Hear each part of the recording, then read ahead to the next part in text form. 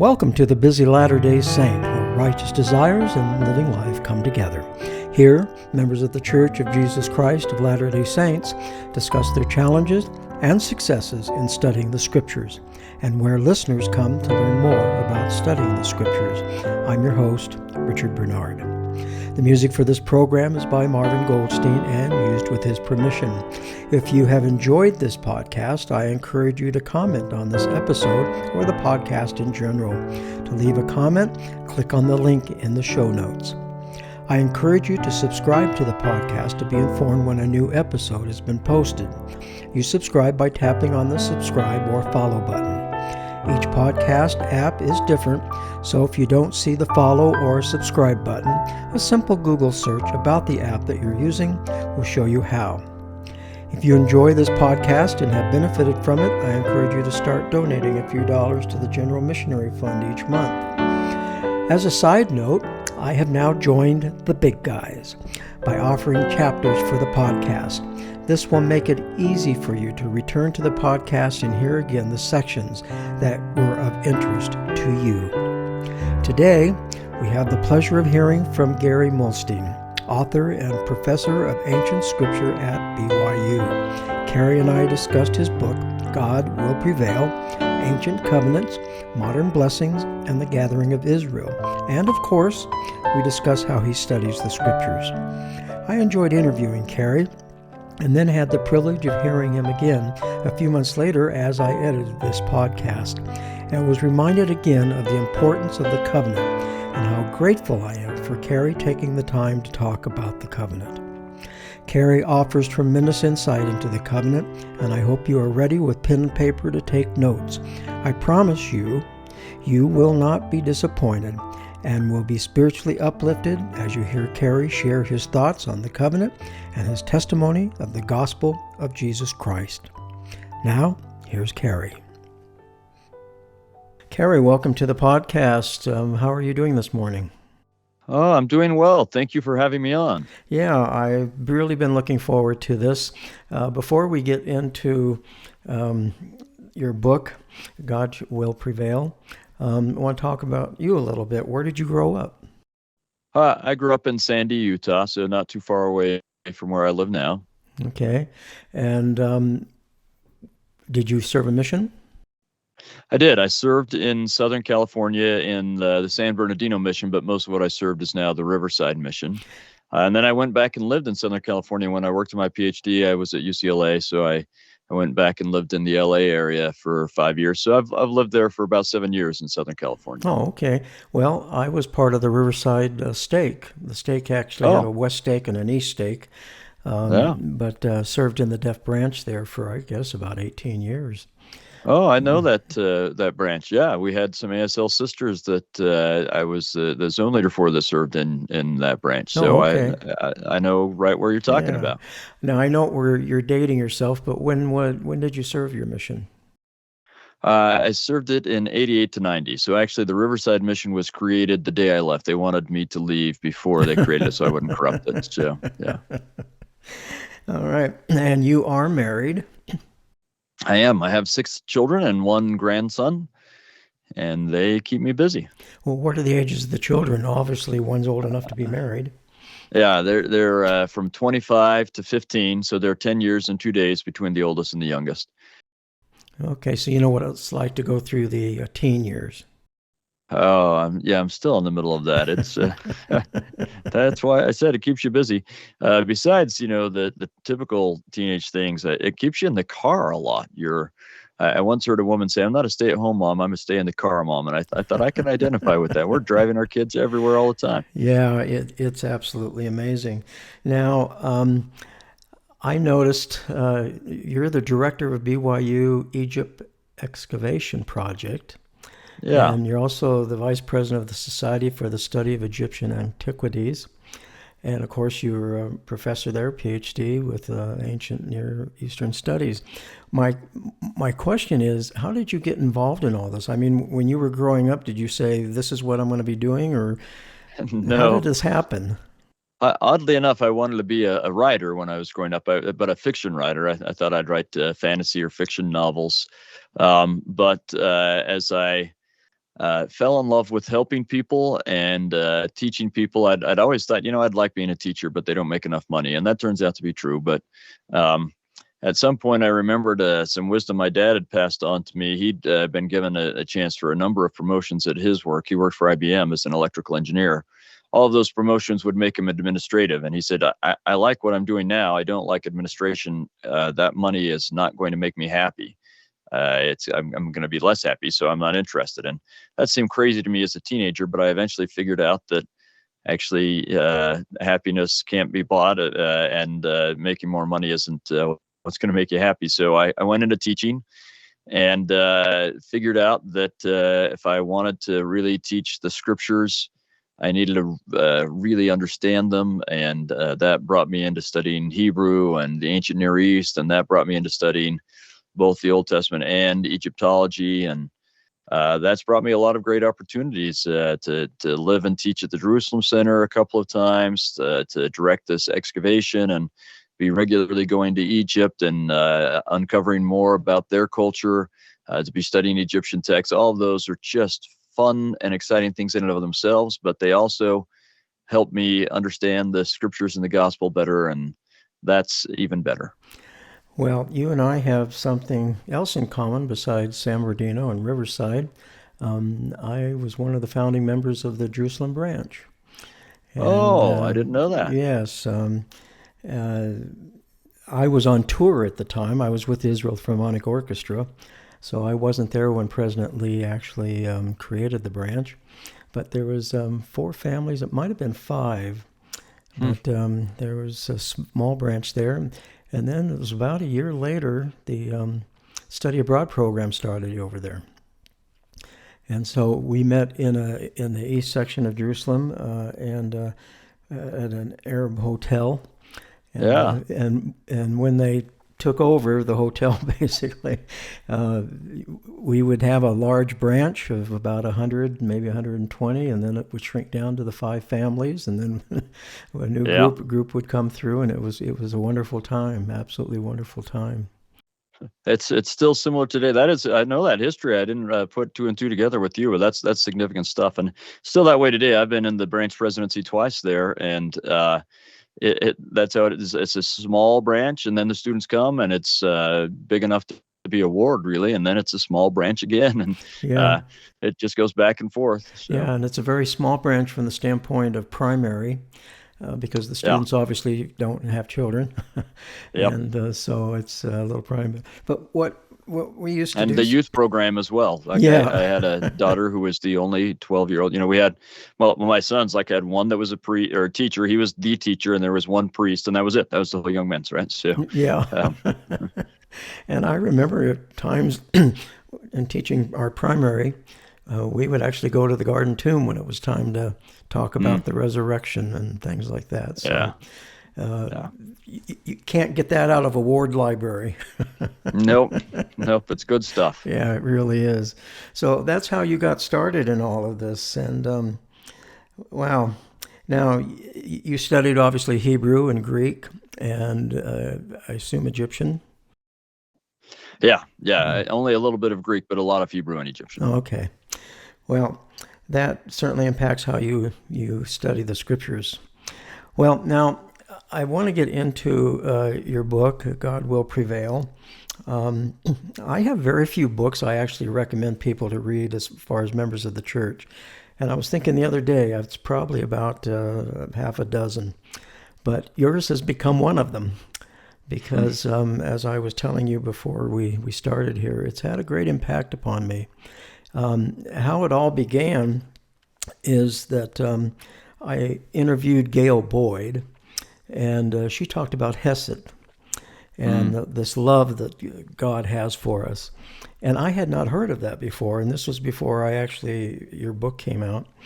And so I began to do my own research and looked it up in Hebrew and things like that.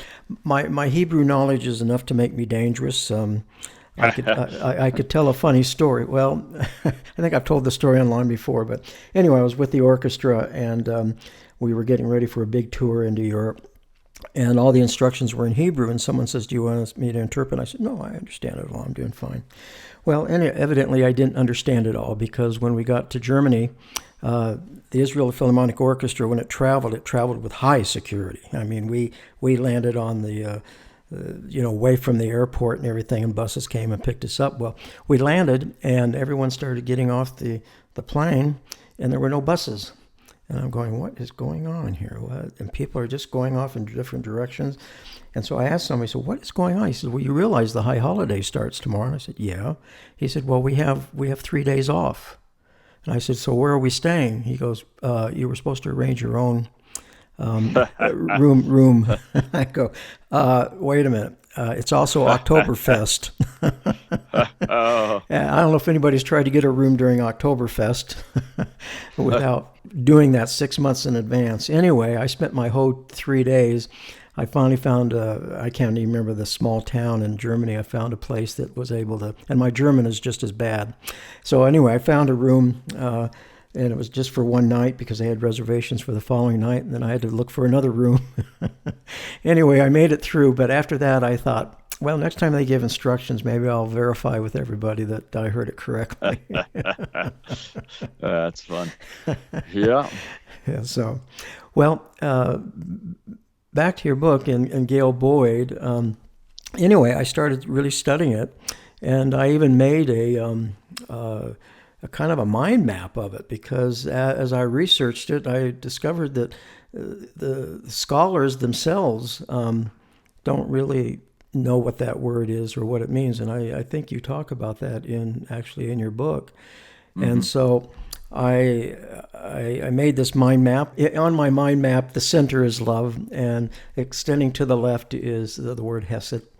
And then I define it as a reciprocal relationship, and it's through covenants. And then I have a whole list here of words that kind of reflect what it is, like love, mercy, justice, compassion, steadfast, loyalty, and so forth. And then I also mention ha'av, which is the Hebrew word for what we would identify as love, what friendship, intimacy, things like that.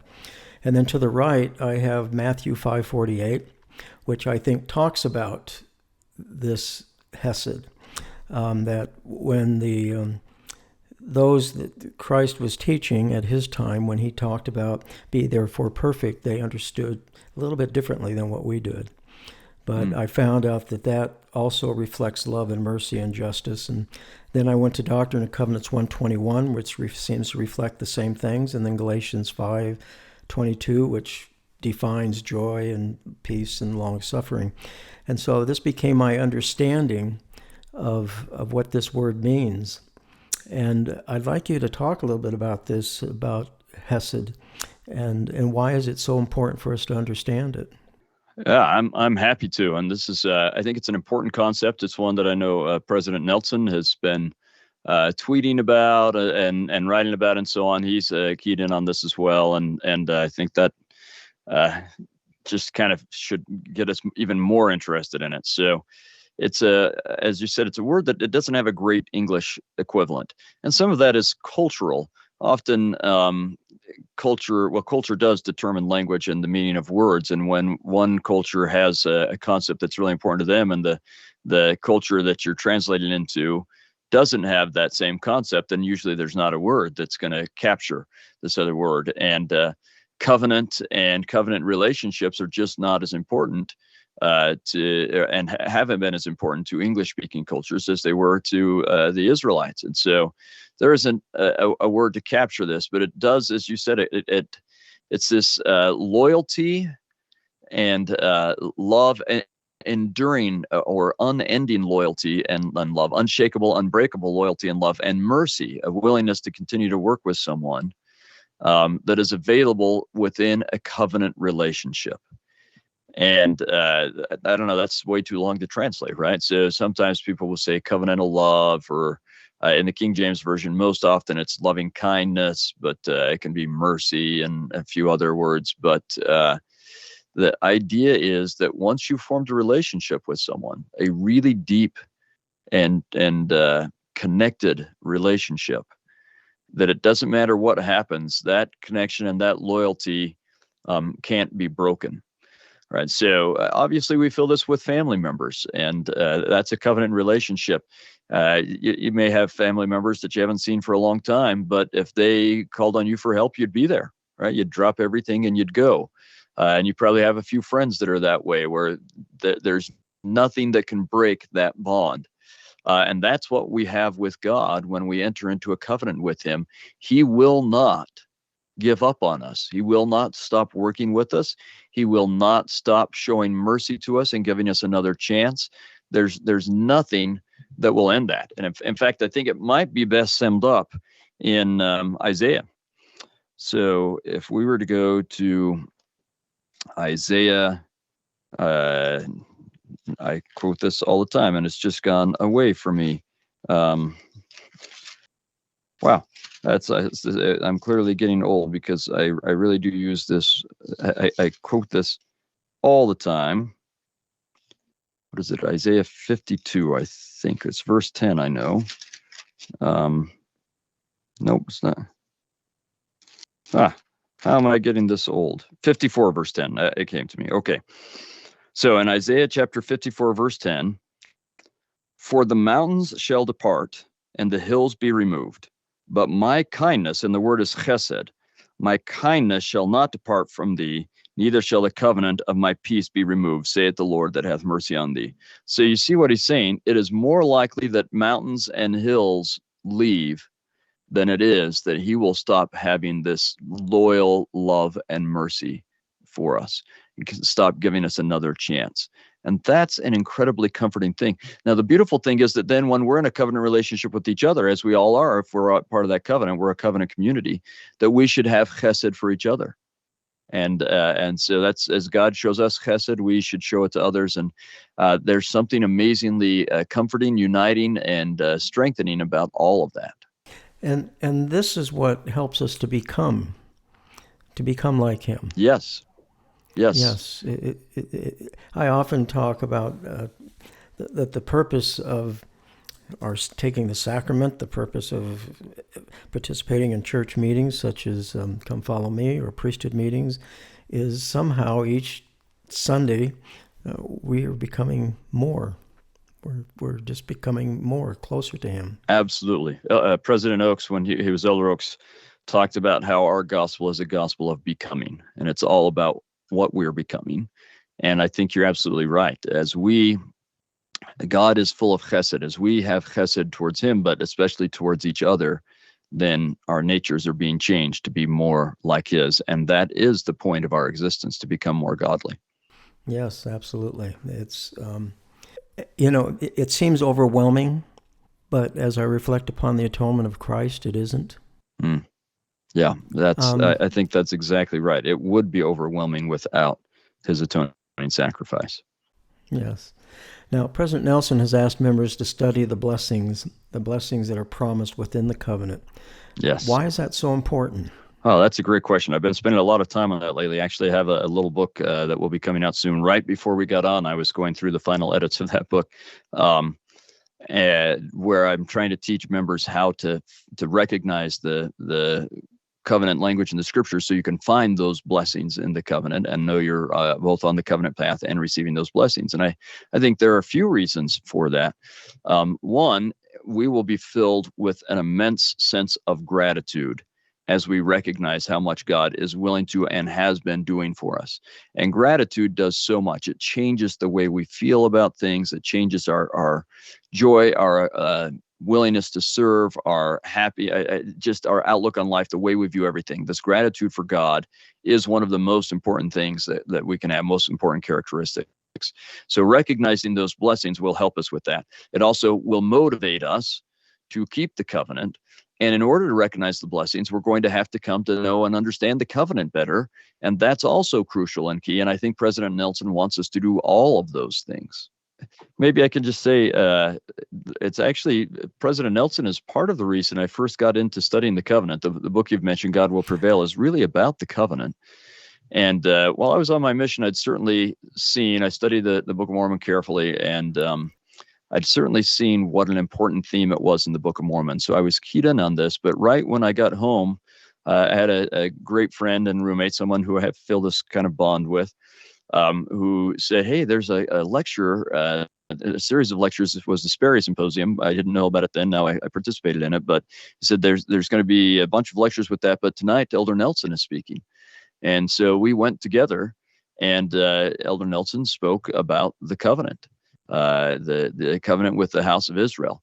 And it just cemented in my mind how important this was. So I always had that as part of what I was studying and trying to understand as I went through the scriptures. And then as I became an Old Testament teacher, of course, it became more important. And so this is something I've been studying for a long time. And then I had some experiences in, say, 2013 and 14 as I was working with a group that was changing the curriculum for all of the BYUs. And we came up with these courses, these foundation courses that everyone has to take now, 4 courses. And one of them is Christ and the Everlasting Gospel. But we thought about making it Christ and the Everlasting Covenant, but found that a lot of our teachers weren't really equipped to do that because they weren't sure what the covenant was. And I remember a person who is over all seminaries and institutes. I don't know if he wants me to quote him on air or not, so I won't use his name, but he said, we have some educating to do. So I decided that I would set about researching and writing about the new and everlasting or Abrahamic covenant. And I spent about 6 years, probably 4 just researching, and then a few more years researching and writing. I'm still researching and writing on it, but I put out a number of articles, but it culminated in I really had the feeling that I needed to write this book.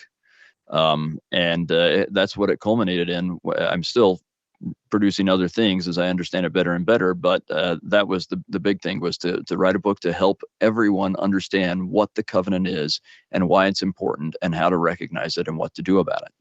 Well, as you were speaking there, it reminded me, I looked at the date of your book, which I think came out the winter of this year, I think. No, I mean, last year. Is January, February, March, somewhere in there. Yeah, it was of 2021. Okay. Oh, it was 2021. Yeah. Okay. And then President Nelson spoke about, he talked to some Hebrew scholars, and he talked about God shall prevail. Yeah. And it looked like that predated your book, and I wondered if that was what kind of motivated you toward that book. It did and it didn't. So I had this idea of writing this book for a long time, but I had at the beginning of 2020, really, this strong feeling that it was time, stop everything else I was doing and write the book. And so I did that. And I was ready to submit it. I was going to submit it to Covenant Communications, the publisher that I did submit it to, and they wanted books. I thought they'd probably want this to come out if we were going to study Old Testament in an Old Testament year, and the deadline for that was October of 2020. So I was about to submit it in October. And my wife told me to wait. Now, there's a little backstory to this as well. The year before, I'd felt I needed to stop everything and write a book on the first vision to get ready for the 2020, where it would be 200 years since the first vision. And so I did that, and I submitted it. Deseret Book was going to publish it, but they weren't in a big hurry or anything. And then in October conference, President Nelson said, you should study the first vision between now and the next conference. And of course, this moved it up in the timeline for Deseret Book and for me and everything. And it just was a marvelous experience for me. So as I was about to submit this, my wife said, just wait and see. This next weekend is General Conference. Let's see what President Nelson says. And I thought, well, that's kind of crazy. And then suddenly I thought, okay, that's exactly what I needed to do. So I waited. And sure enough, he talked about studying about the covenant and studying the blessings promised in the covenant. And that was on Sunday. So I woke up at 4 a.m. on Monday and incorporated his talk into my book and sent it off. And that enabled the book to Covenant said, let's do this quickly.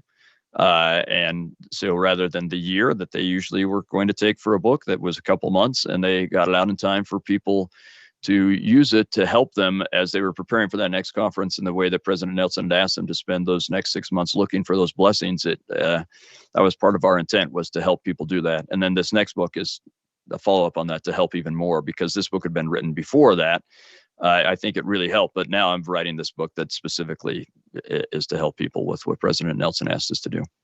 Now, is there a publication date for the new book? I don't know what that would be yet, but I think probably only a few months away, probably 4 months or something like that. But I don't know. We haven't gotten down to those kind of brass tacks yet. So Yeah, okay. Well, you've certainly demonstrated that how the Spirit works. And you've also given a great testimony that we need to listen to our wives. yes, to our wives and to the prophet. If you listen to those two, you'll be in good shape, right? That's absolutely right. Well, a lot of members of the church have a misunderstanding about the new and everlasting covenant and exactly what it is. And I have to admit, I was part of that group until I read your book. Can you talk about that a little bit? Yeah, I'd be happy to. I had someone just in my class the other day say, wait, I thought the new and everlasting covenant was marriage. Marriage is a new and everlasting covenant. It's certainly an important part of the new and everlasting covenant. But the new and everlasting covenant is the covenant that God establishes with mankind to bring them back to him and exalt them. Joseph Smith teaches us that it started before the world was created and that it first started between the Father, the Son, and the Holy Ghost. I would assume that means that they covenanted with each other, that they would each play their roles to exalt us.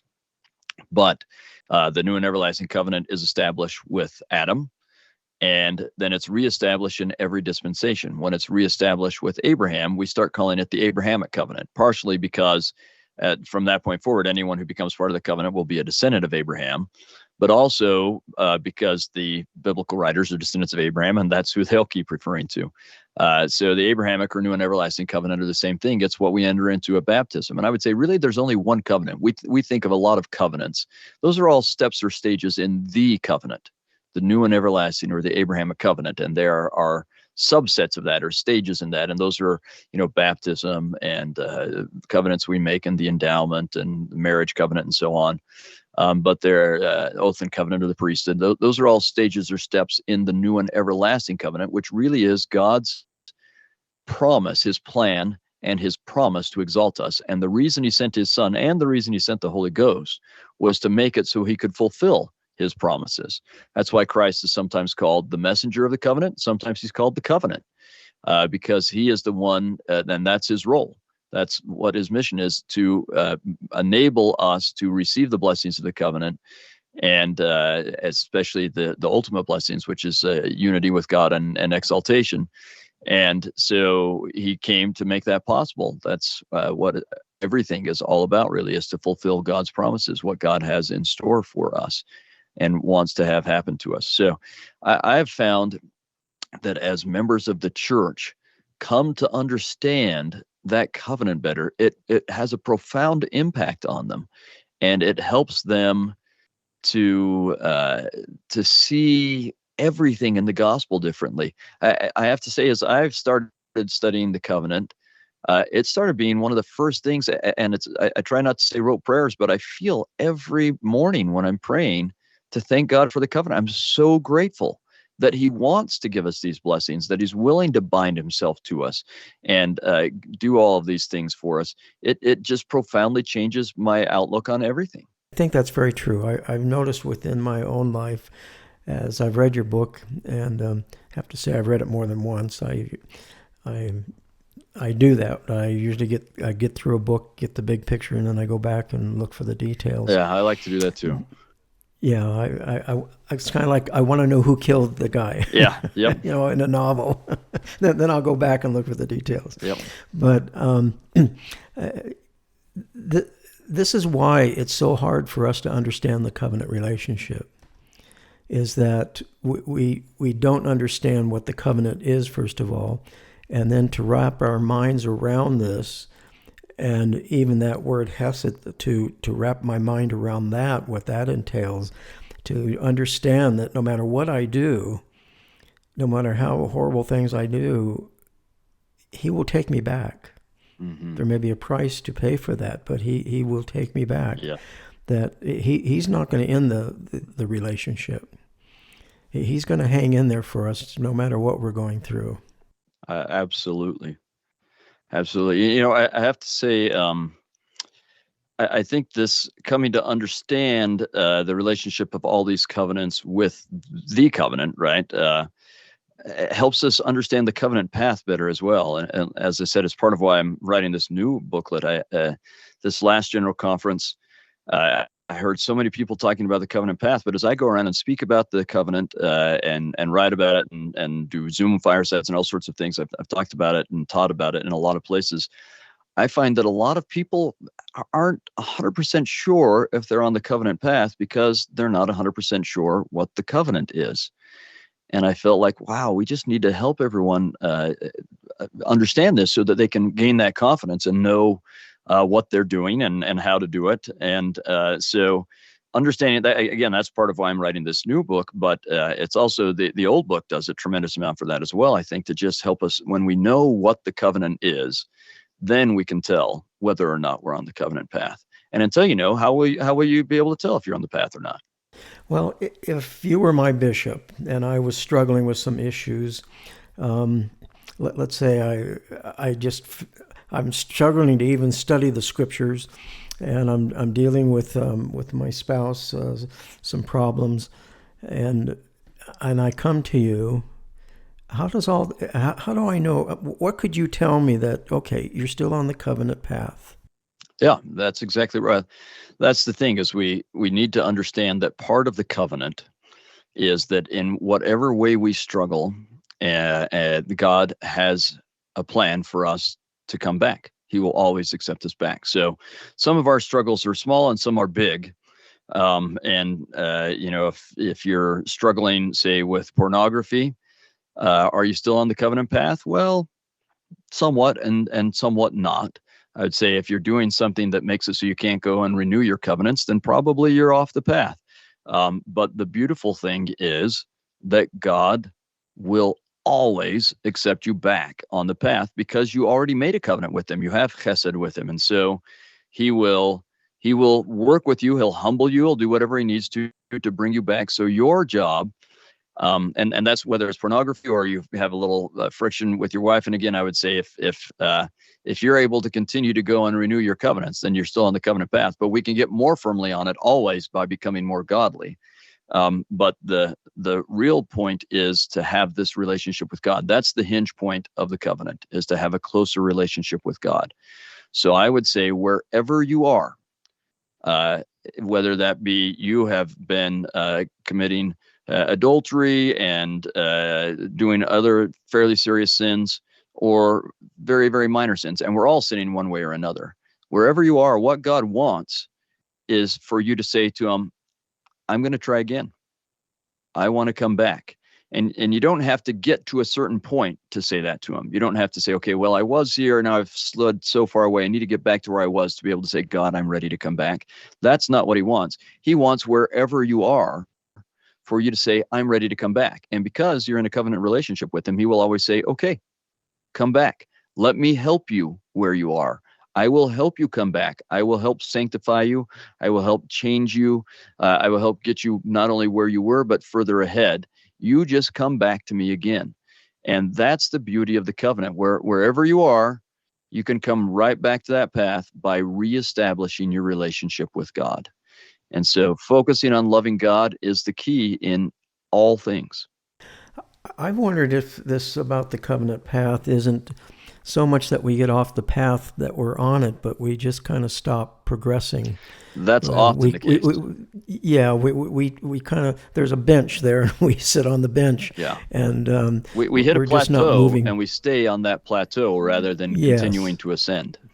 Yes. And then once we get off that bench, he's going to provide a way to give us the motivation that we need to keep moving forward. And the greatest motivation is always loving God. The more you focus on loving God, the more you'll be motivated to keep moving towards him. Yes, I thoroughly agree.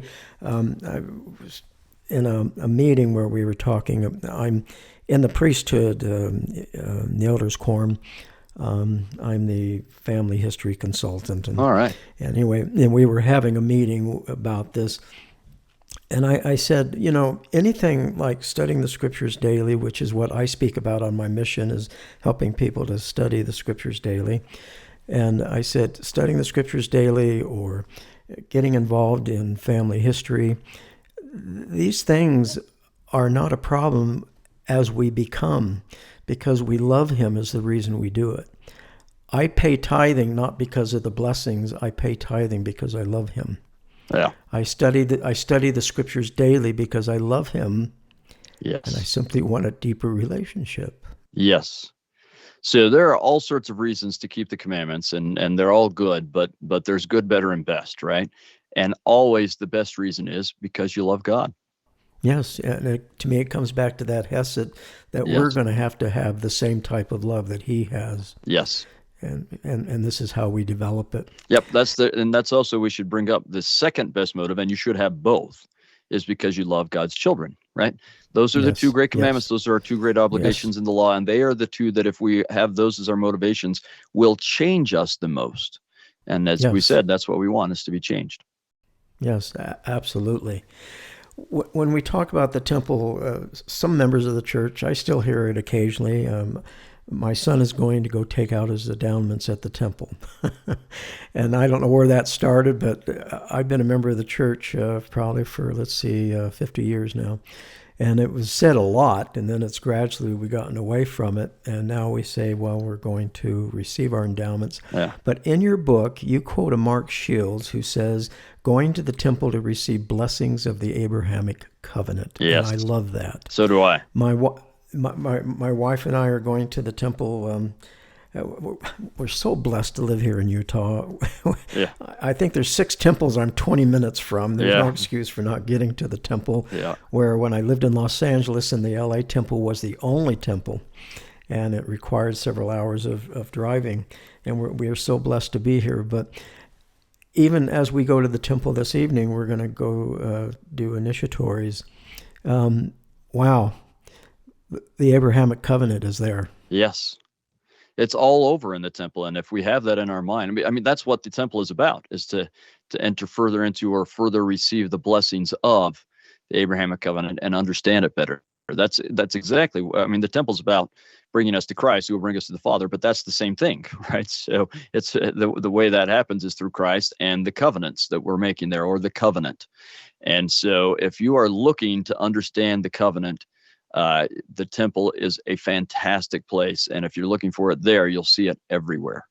Yes, you will. And even in studying the Old Testament this year, a lot of members of the church go, oh, we're in the Old Testament now. Oh, it's going to be so hard to get through that. and I remarked once, I said, the New Testament is so easy to understand. It's just about the covenant, and it's about the Savior. And they're probably the same thing. And I said, if we can just read the Old Testament with that and look for those things, which in your book you also point out, various scriptures that give examples of that it really helps us to understand the scriptures better. Absolutely. And in fact, I've found with all of my classes that I teach here at BYU, Old Testament, both as of the New Testament, Pearl of Great Price, Isaiah, I have to have a day at the beginning where either we spend time in class or I give them something to read where they have to learn the Abrahamic covenant. Book of Mormon also, all of my classes I teach. If they don't understand the Abrahamic covenant, they're going to miss out on a lot of what those scriptures are teaching them. And it's one of the things I love about doing that in class. And it's one of the things I love about this book is how often I have people come and say, wow, that has revolutionized what I get out of the scriptures. I understand the scriptures so much better and so much more deeply now because I understand the covenant. And that's what I'm hoping for. That's probably been the most gratifying thing with this book. And again, I feel grateful. I'm sure lots of people have had this in one way or another. You just want to be a tool for God. And we each have a way that he uses us. We're each our own kind of tool. And I feel like I've been guided a number of times in trying to understand and then write about and teach the covenant. And so it's immensely gratifying. I've heard with this book more than anything I've written, said, done, or whatever else. So many people saying this has had a profound impact on me and my relationship with God and how I understand the gospel and the scriptures. And nothing could make me happier than to help someone with their relationship with God. That's the greatest thing that I can do in life. So I'm so happy about that.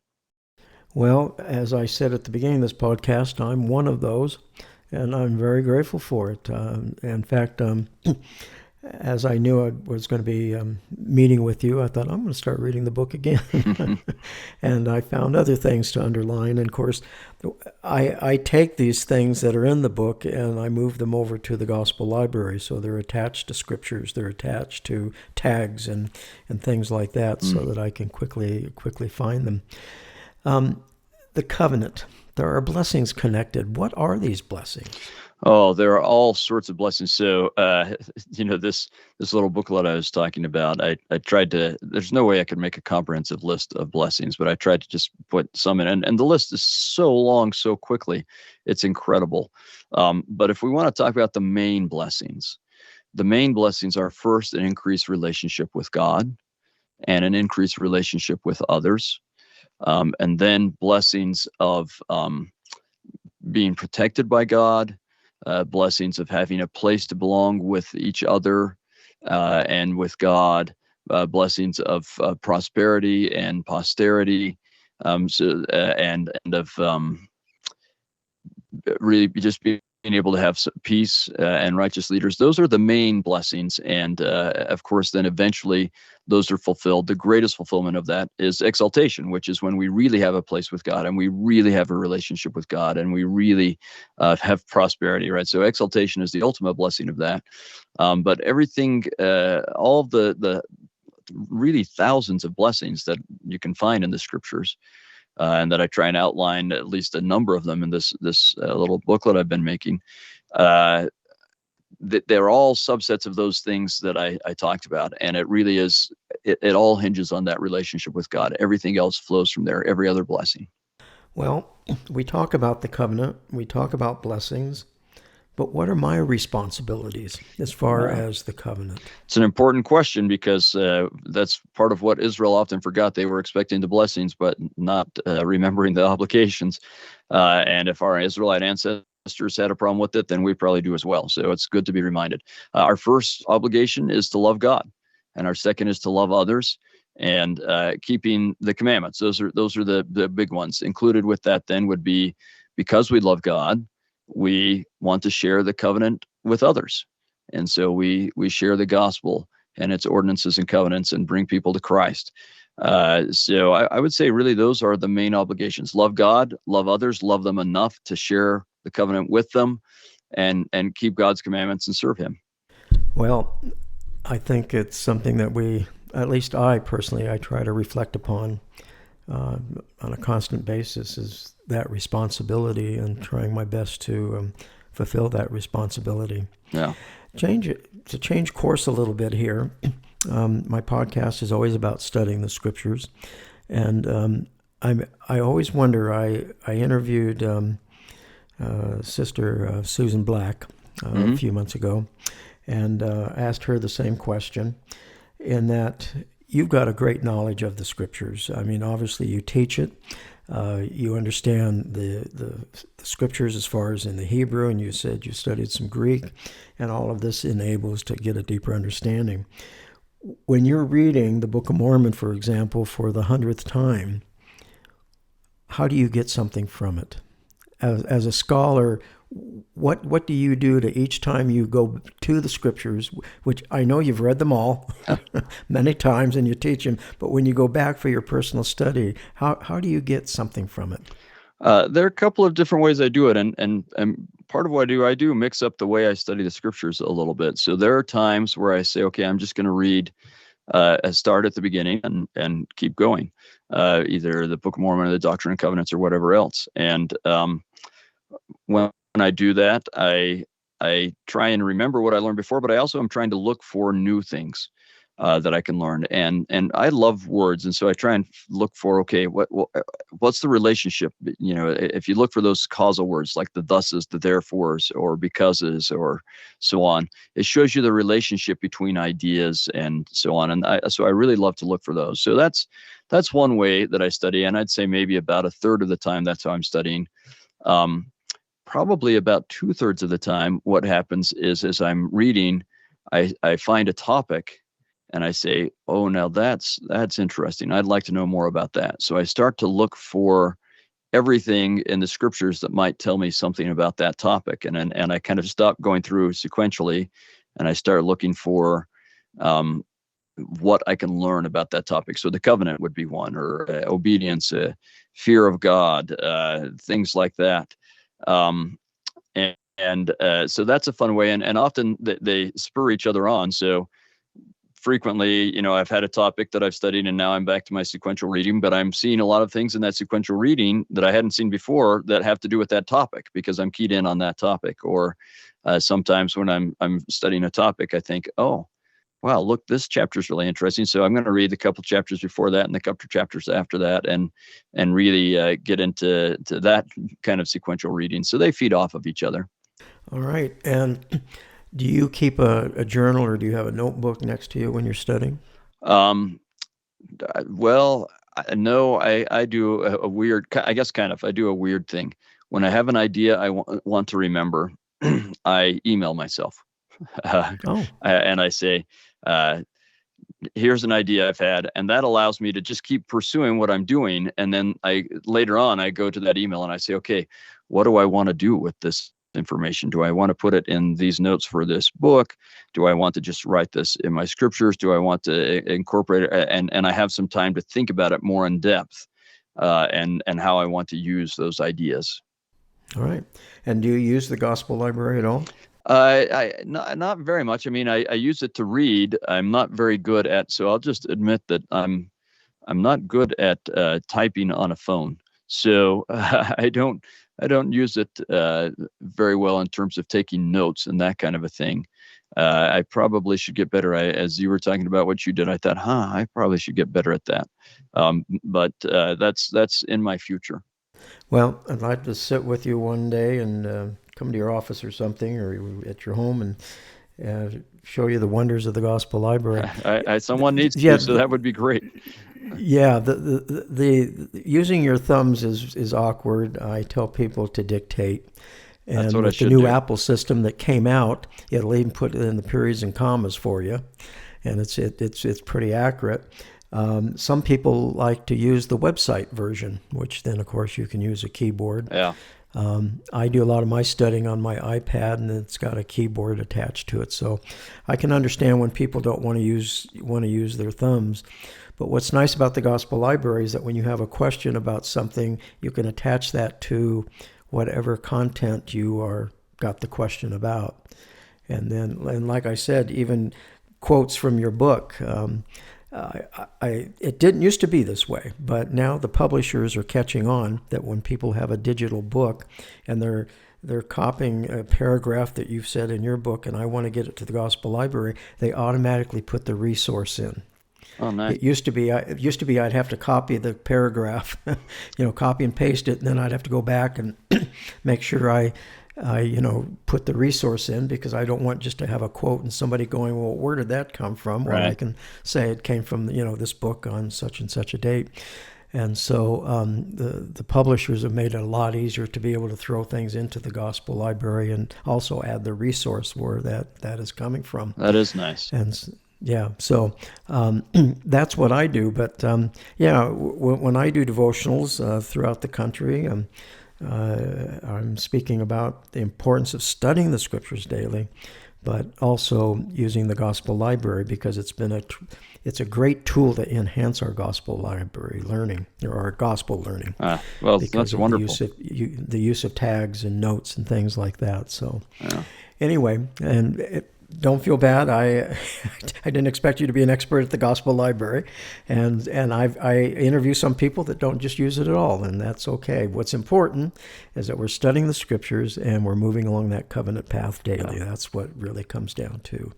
But anytime you want to, in fact, I do that. I actually either have Zoom meetings or I go to families and we talk about using the Gospel Library. I do it for family home evenings. So, well, Kerry, I've really enjoyed the time with you, and I've got a whole list of other questions here, but I don't want to keep you that long. I always end these podcasts with asking my guests to share their testimony. Would you mind doing that? I'd be so happy to. Always glad for an opportunity for that. And just based on what we've been talking about, maybe I'll just share my testimony about how much God loves us. I am overwhelmed with how much he loves us, that he was willing to create this plan and this covenant and have the Holy Ghost and the Son be willing to take on some difficult roles to save us, that he is willing, the great God of the universe is willing to bind himself to me and to be bound in such a way that he will change me, that he will always have a relationship with me, that he will accept me back, and that is possible because of his Son, Jesus Christ. That is overwhelming to me in a good way, not in a bad way. I'm overwhelmed with his love and his graciousness and his goodness, that he wants to share everything, and not only wants to, but has covenanted that he will. And of that I testify in the name of his Son, Jesus Christ. Amen.